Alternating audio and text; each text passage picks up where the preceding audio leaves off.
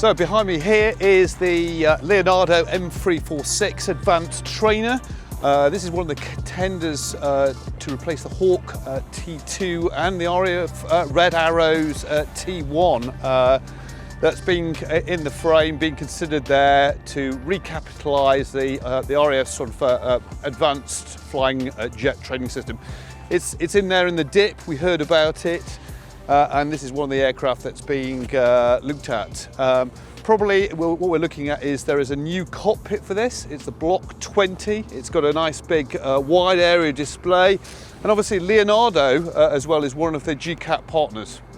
So one of the contenders here on static at Farnborough.